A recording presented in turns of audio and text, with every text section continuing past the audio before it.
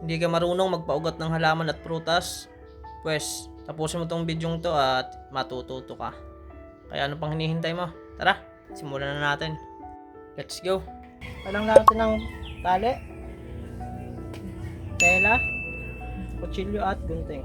Unang step, pipili tayo ng sanga na papaugatan natin. Itong ating method ay marikuting method. Una, pipili tayo ng sangang maganda. Parang pwede naman ito. Hindi natin siya papaugatan. Tapos, sugatan din natin dito sa may kanyang sanga ng paikot. Yan, madiin dapat. Ayan. Pakita natin. Paikot siya. Para masundan nyo mga ka-farming. Madiin siya dapat. Tapos simula dito sa baba. Tataas kayo ng mga 1 inch. Mga ganyan. Tapos ganun ulit. Paikot. Hihiwaan nyo lang siya pag paikot. Tapos second step, alisin natin tong pinaka-bark o pinaka-balat. Dahan-dahan lang, baka huwag nyo ilalampas dun sa guhit ha. Binuhitin nyo. Doon lang sa gitna ng dalawang guhit. Yan. Tatalupan natin to. Dahil dito natin siya papaugatan. Pasensya na sa aming mga aso, napakaiingay.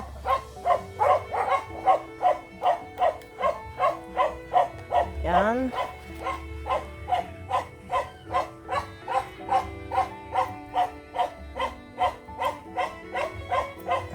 Balatan mo lang. Kasi mabalatan lahat.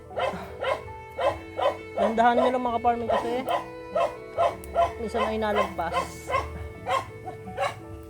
Yan. Pag nabalatan na lahat, kakaskasin nyo naman to. Kakaskasin nyo yung paikot. Yan ginagawa ko. Kakaskasin nyo yan. Yung pinakaunang layer ng balat. Para doon siya mag-ugat. Madali lang to, promise mga ka-farming. Subukan nyo. Basta sundin nyo lang yung step by step natin. At matututo na kayo. Yan, asin mo lang tong mga ano to.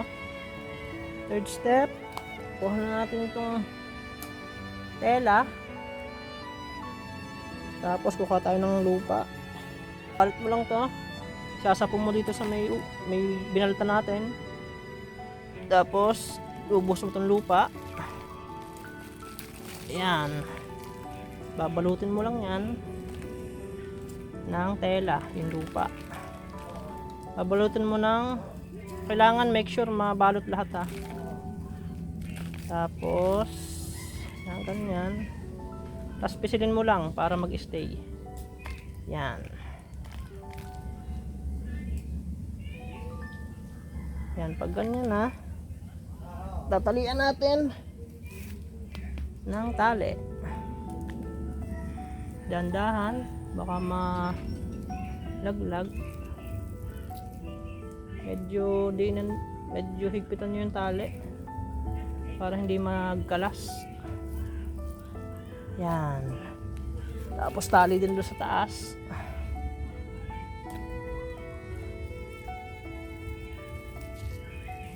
Yan.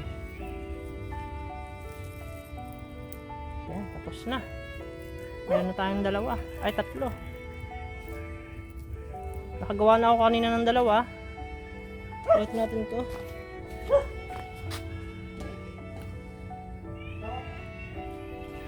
Yan, nakagawa na tayo ng tatlo.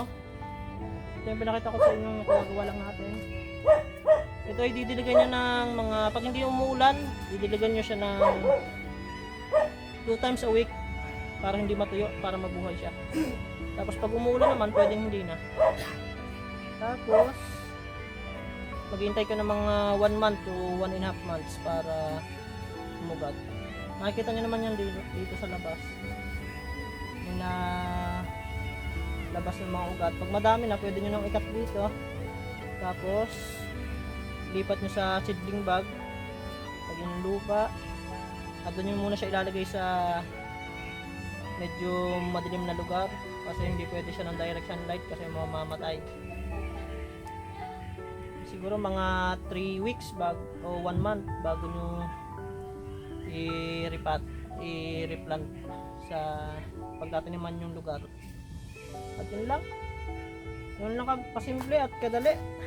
Basta huwag nyo kakalimutan diligan kasi mamamatay yan. At yun, marunong na kayo magmarkot, magpaugat. Sana nakatulong nakuha kayong informasyon sa aking vlog. At pa-share naman kung may natutunan kayo at subscribe na rin ating YouTube channel. Yun lang, maraming salamat. Bye bye!